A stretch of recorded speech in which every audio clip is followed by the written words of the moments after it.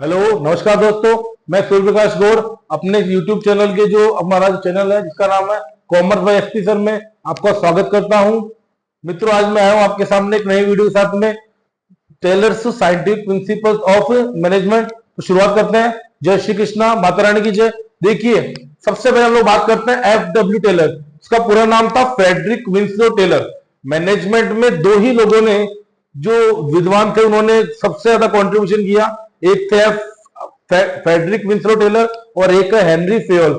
तो आज हम लोग बात कर रहे हैं सबसे पहले फ्रेडरिक विंसलो टेलर, जिसको हम लोग FW टेलर के नाम से भी जानते हैं, जिनका सबसे पहले मैं इंट्रोडक्शन दूंगा।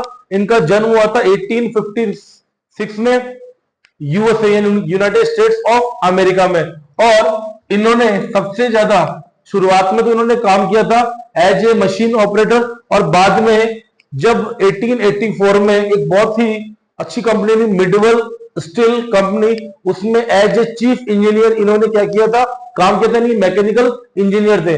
और कब की बात है, 1884 में। और 1856 में इनकी बर्थ, यानी आप देख सकते हो कि मित्रों 28 ईयर्स में ही ये अपनी कंपनी के चीफ मैकेनिकल इंजीनियर बने। और इन्होंने उसी समय बहुत सारे प्रिंसिपल्स लिखे और साथ में इन्होंने एक बुक लिखी, इसका नाम था the principle of scientific management. और इनके ये जो चार प्रिंसिपल इन्होंने दिए थे साइंटिफिक मैनेजमेंट से रिलेटेड और कुछ टेक्निक्स दी थी, उन्हीं की वजह से इनको फादर ऑफ साइंटिफिक मैनेजमेंट के नाम से जाना जाता है। तो मित्रों स्टार्ट करते हैं। सबसे पहले इनका फर्स्ट प्रिंसिपल जो कह रहा है science not the rule of thumb, यानी मैनेजमेंट के जो प्रिंसिपल्स है वो किस पे बेस्ड है, साइंस पे बेस्ड है। Not the rule of thumb. Rule of thumb का मतलब है जैसे कोई व्यक्ति अनपढ़ होता है और बिना जाने पहचाने, बिना सोचे समझे सामने वाले की बात करने पे डायरेक्ट क्या लगाता है, अंगूठा लगाता है। तो ये बोल रहा है कि मैनेजमेंट के जो नियम है, मैनेजमेंट प्रिंसिपल्स है, वो इंट्यूशन पर आधारित नहीं होते। इंट्यूशन का मतलब होता है पूर्वाग्रह, प्रेजुडिस पर आधारित नहीं होते हैं, बल्कि हम ये कह सकते हैं उनके लिए पहले हम लोग ऑब्जर्वेशन करते हैं, एक्सपेरिमेंट करते हैं, फैक्ट्स होते हैं, लॉजिकल्स होते हैं, और उसके बाद में हम लोग प्रिंसिपल्स बनाते हैं। एक इसमें जैसे मेथड काम करता है हिट एंड मिस मेथड, यानी कोई काम से या तो पूरा करो या फिर छोड़ दो, तो उस पर आधारित नहीं होते हैं। मैनेजमेंट के जो प्रिंसिपल होते हैं किस पे बेस्ड होते हैं, साइंस पे बेस्ड होते हैं। आई होप दोस्तों फर्स्ट प्रिंसिपल आपको समझ में आया होगा। सेकंड की बात करते हैं हार्मोनी नॉट डिस्कॉर्ड, यानी शांति न कि टकराव। यानी मैं कह सकता हूं कि मैनेजमेंट के प्रिंसिपल ये बोलते हैं कि मैनेजमेंट का वर्क करते समय हमें सभी को आपस में कोऑपरेशन करना चाहिए, एक दूसरा कॉन्फ्लिक्ट नहीं करना चाहिए। क्योंकि अगर हमारे बीच में कॉन्फ्लिक्ट होगा तो इससे हमारे ऑर्गेनाइजेशन का जो गोल, याद करो ऑर्गेनाइजेशन गोल में तीन बातें होती है, सर्वाइवल, प्रॉफिट और ग्रोथ। वो जो रूल है या जो वो अपना ऑब्जेक्ट है वो कहीं ना कहीं साइड में रह जाएगा।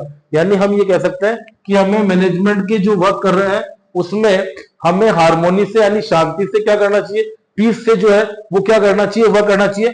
हमारे बीच में किसी बात को लेके कॉन्फ्लिक्ट या टकराव जो है वो नहीं होने चाहिए। क्लियर? यानी मैनेजमेंट के प्रिंसिपल किससे बेस्ड होता है, हार्मोनी पे। थर्ड हम लोग बात करते हैं कोऑपरेशन नॉट इंडिविजुअलिज्म। देखिए बेटा, ये जो प्रिंसिपल है cooperation not individual, this is the extension of harmony not Discord. यानी हार्मोनी नॉट डिस्कॉर्ड का जो एक्सटेंशन है, विस्तार है, वो कौन है, कोऑपरेशन नॉट इंडिविजुअल। यानी हार्मोनी नॉट डिस्कॉर्ड प्रिंसिपल का विस्तार यानी बड़ा रूप जो है वो कौन सा है, कोऑपरेशन नॉट इंडिविजुअल। ये क्या बोल रहा है, कोऑपरेशन नॉट इंडिविजुअलिज्म क्या बोल रहा है कि सहयोग न कि व्यक्तिवाद। यानी हमें एक दूसरे को कोऑपरेट करना चाहिए। हम वैसे जानते हैं कि नॉर्मली हमारे बिजनेस में एक टर्म काम करती है, इसका नाम होता है मेंटल रिवोल्यूशन, इसको बोलते हैं मानसिक क्रांति। और ये मेंटल रिवोल्यूशन क्या होता है, changes of complete attitude of workers towards the management. I repeat, changes of attitude of workers towards the management. देखिए मैनेजमेंट हमें चाहता है कि वर्कर्स जो है वो काम क्या करे, ज्यादा, और सैलरी क्या ले, कम। और वर्कर्स हमें चाहते हैं कि वो काम करे कम और सैलरी क्या लेंगे, ज्यादा।